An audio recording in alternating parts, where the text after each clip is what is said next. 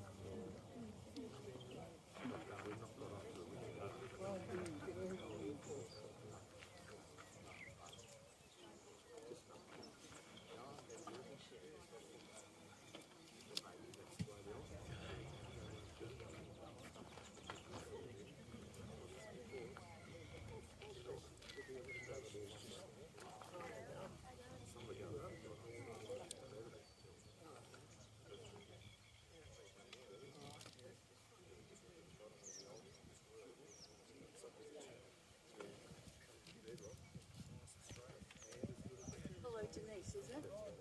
Nice. C'est une incendie, oui, en mer.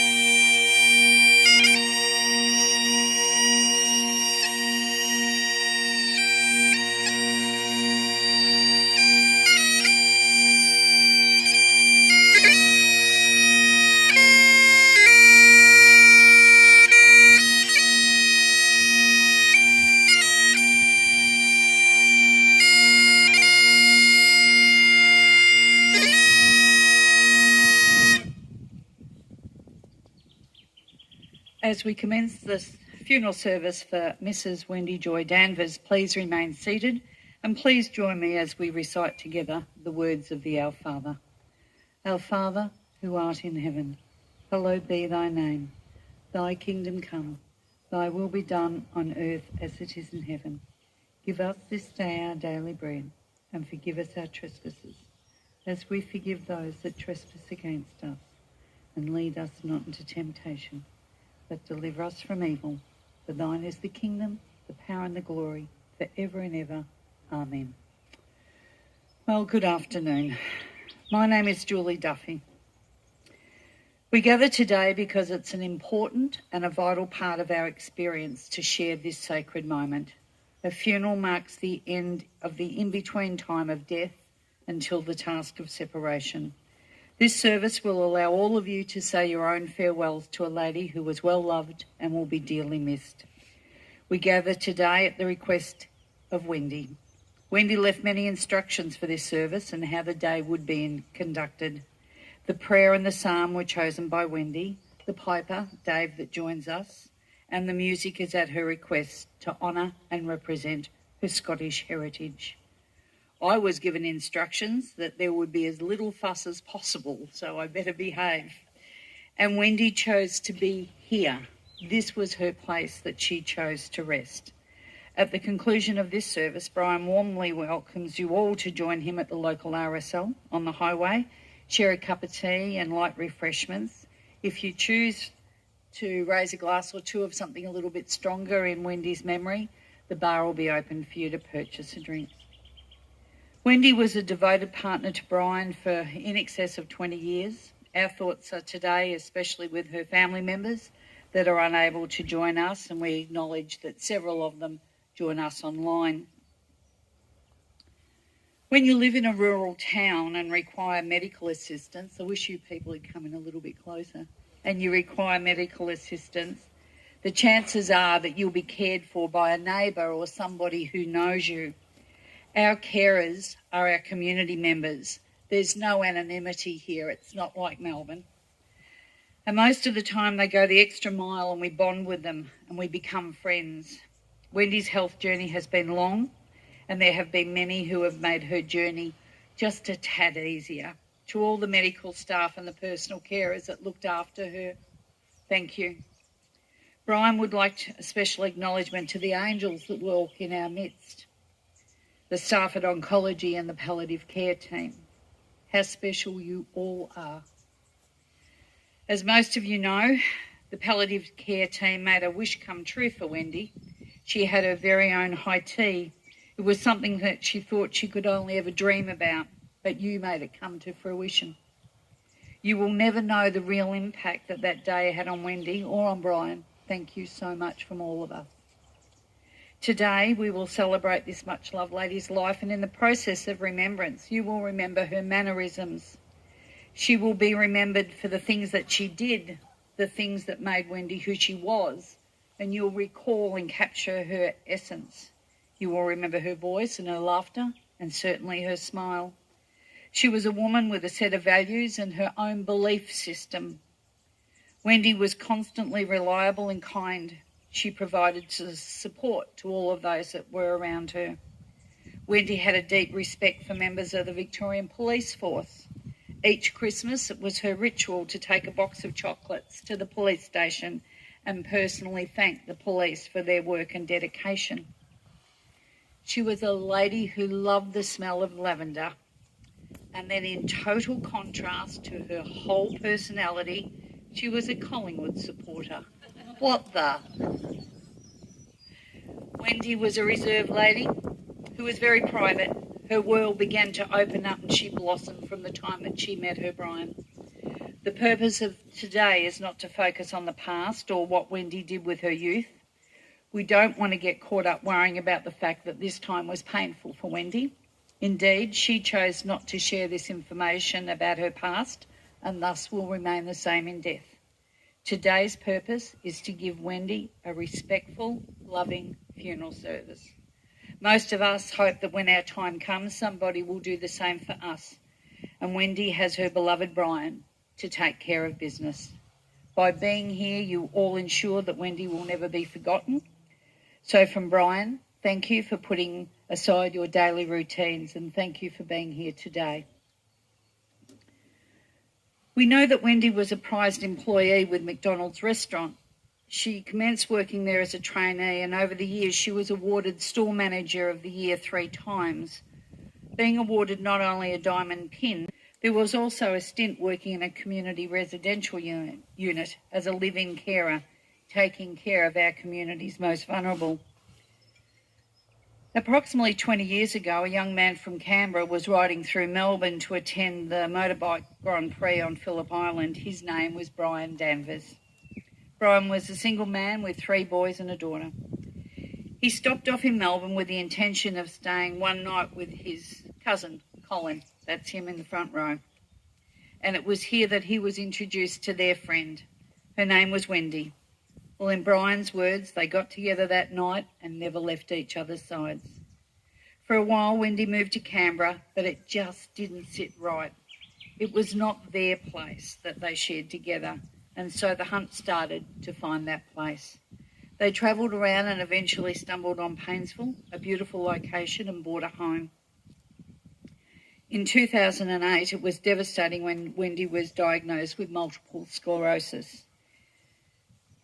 A diagnosis of a debilitating illness or situation makes you assess what you're doing with your time, and so Brian and Wendy made the decision to rent their home and go prospecting for gold. The world was theirs, and Brian retired to spend more time with the love of his life. After some time, they returned to sell their home in Bairnsdale, and they set off prospecting again. On the 11th of September 2014, Brian and Wendy planned a surprise for their fellow prospectors, inviting them all together at a certain time at a certain place. They had arranged for a marriage celebrant to marry them in a surprise wedding. The only thing was, the surprise was on them. On arrival at the pretty Hanman Park in Kalgoorlie, where they were to get married, were 3 school buses of primary kids on an excursion. There were kids everywhere. The teacher gathered the kids and told them that when the bride arrived at the gate, they were all to stop, sit, and behave while the wedding took place. And then instructed them, when Brian kissed his bride, that they were all to applaud and cheer, and they certainly did. Brian said it was fantastic. Rent a crowd. Arriving back in Gippsland, they camped for a while behind a hall in Bullamall and found that they liked the area. A small house up the road was for sale, and they purchased a project that would last for the next 9 years, restoring and renovating together. Brian working at home restoring vintage tractors, and Wendy happily looking after him and their home. In 2019, the area was ravaged with bushfires, and this situation left Wendy feeling vulnerable. And then we had that dreadful time when COVID disrupted all of our lives.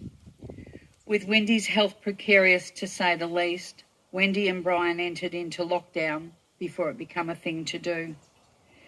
They eventually sold their home in Bullamall and bought an older caravan at the Bairnsdale Caravan Park and moved in to ponder their future. A brand new van was ordered, a modern home on wheels, and it was to be built in Bendigo. On completion, they drove to Bendigo to pick up the van. However, Wendy became very unwell very quickly, and she was diagnosed with inoperable cancer. And so with a lot of soul searching, they sold the van and returned home to this area, renting a comfortable home in Wyong, as Wendy prepared for today. Wendy Danvers, a lady who would give you her last dollar, a lady that treated everybody the same with respect, passed away on the 27th of October with her loved one next to her. I've been asked to read a tribute from Wendy's brother Rob, who is unable to join us today. Wendy was born on the 28th of December 1960 at the Royal Women's Hospital in Melbourne. She was the 9th child of Helen Elizabeth and Henry Arthur Gordon. Her mother, a tram conductor, and her father, a bricklayer, had moved to Melbourne from Bruthen near Bairnsdale in 1946. Wendy, the first 40 years of your life was a challenge from the beginning, and this continued into early adulthood. That experience made you strong and resilient and served you well in recent times. You have remarkably found the energy to support Brian and the rest of us with your will to fight the battle. You have been with Brian for 23 years. These years have been the happiest for you. We know that because you've told me so. You have a deep love for Brian and he is your soulmate. We know that also because you told me so. We are sad but relieved that you are now safe and free from pain and having a cuppa with our mum. We are comforted because we talked about that several weeks ago. Brian, the love and the affection that you have for Wendy results from your partnership, well lived and in a practical way. We are proud and grateful for the love and the care that you provided to our sister. We are not surprised. Your devotion to Wendy has been evident over time. Caring for Wendy has been a privilege that you've embraced without flinching. We know because we've talked about it. Thank you, Brian. Wendy and Brian, the physical chain is now broken, but the spiritual bond is strong. True love is never broken or diminished. And Brian, please be assured, we are ready and able to provide practical and spiritual support to you. And so this chapter closes and a new chapter begins. Go well and go with our love to both of you from your mate Robert and from the Gordons. And just a few words from Wendy's sister, Robin. Wendy Joy, my little sister. Wendy, you were blessed with the natural beauty that our mother had. Wendy, you were not yet 12 years old when you took on the responsibility of helping to care for your mother. Wendy, I will be forever grateful for the maturity that you showed at such a young age. You never complained. It was not in your nature. It's your time to rest now. Love from Robin. We now have two guest speakers that are going to say a few words. Denise Jonkers and her daughter are going to come forward.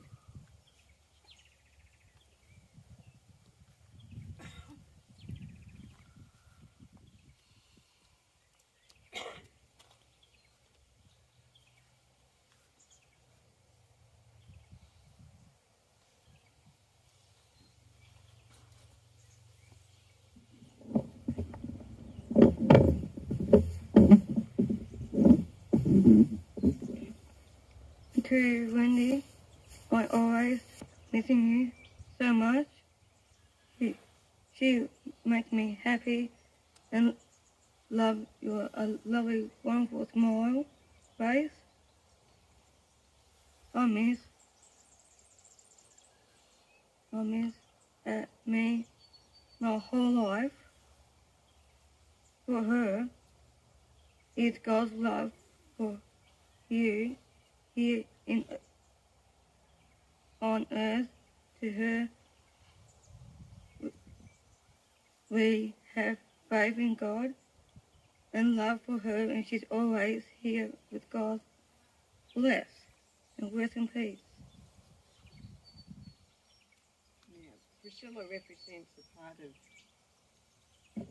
Priscilla represents a part of Wendy's life because she put many years into disability services as a job, and it was a heart-given job. I could tell because there were stories, and the way she warmed to Priscilla the second she met her over 10 years ago was very apparent. And one of the things that Priscilla does today is her artwork. She's a professional little artist, and she started painting pots, and Wendy requested some pretty pots. So that's a little thing that we could do between us for Wendy to brighten up her day, was these beautiful little flower pots Priscilla made her. So that's Priscilla's little story. And Wendy just asked me to say a few words today, and it's a privilege to which I will respond. Just to keep it simple, for over 10 years, Wendy and Brian have been a big part of a forever friendship for Lou and myself and Priscilla.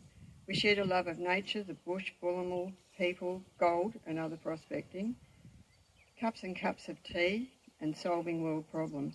Wendy's strengths were her sincere and kind care of others, her absolute love of working in the disability sector and other aged care for a large part of her life. She had an amazing 17 years at McDonald's, which she was proud of, but she said her best work was with special people. Her determined fight with MS and more recently the battle of cancer, her inner force and will was second to none. Her most cherished possession was and is Brian. She was more concerned about him than herself.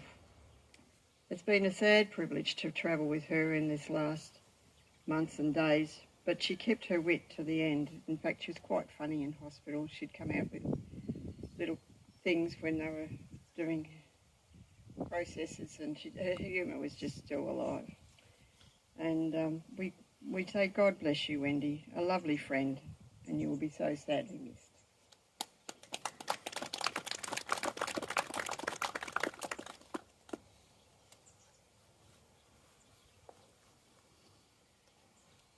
We now prepare to say goodbye. Please bow your head as I lead in the reading that was chosen by Wendy for today, the Psalm of David. The Lord is my shepherd, I shall not want. He maketh me lie down in green pastures and leads me beside still waters. He restores my soul. He leads me in paths of righteousness for his name's sake. Even though I walk through the valley of the shadow of death, I will fear no evil. For you are with me, your rod and your staff, they comfort me. You prepare a table before me in the presence of my enemies. You anoint my head with oil, and my cup overflows. Surely goodness and mercy shall follow me all the days of my life, and I shall dwell in the house of the Lord forever. Amen. Thank you. The next reading was chosen for today just because I found it, and it really does represent what Brian and Wendy had when they were at their happiness, when they were prospecting. In a way, we're all like prospectors panning through the river of life. For each day we grow old, we search for little bits of happiness. They're our own little nuggets of gold. And just like prospectors, you never know in the river about to be mined what happiness you will discover, what nuggets of happiness you might find. For happiness comes in many colours and shapes and sizes. To discover this is paramount. For if we're lucky at the end of the day, we have more nuggets than we can count. And if we're truly blessed at the end of our life, when our story has been told, we've collected many times of happiness in little nuggets of gold. Today, as sad as we are grateful for the times and the experience that we shared with Wendy. This sadness could only be avoided if you did not have the joy in having known and loved her. Today, as we begin the task of separation, we remind ourselves that this is holy ground and we should tread softly. A mind attuned to the quietness can catch the muffled sound of all the prayers and goodbyes that have been expressed here. And so as we gather, we might ask ourselves, why do we have cemeteries? It's so our lives can be commemorated, deaths are recorded, and it's to reunite families. Memories are made tangible here, and love is totally undisguised.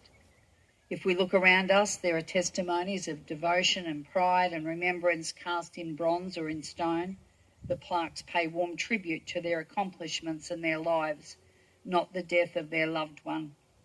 This cemetery is a homeland for memorials that are a sustaining source to comfort us, the living.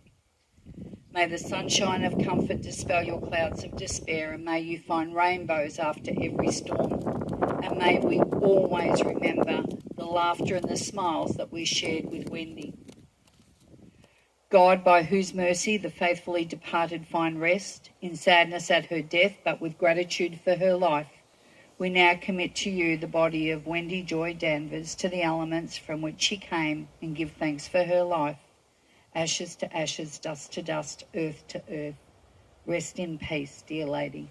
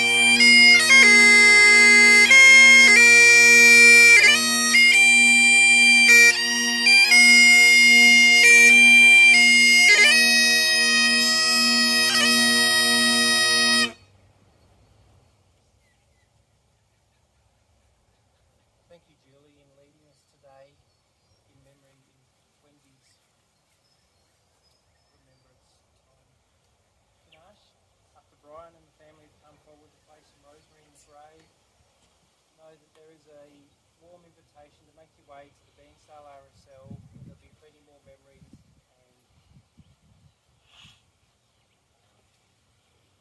spend some time together. Thanks, Brian. You should be good.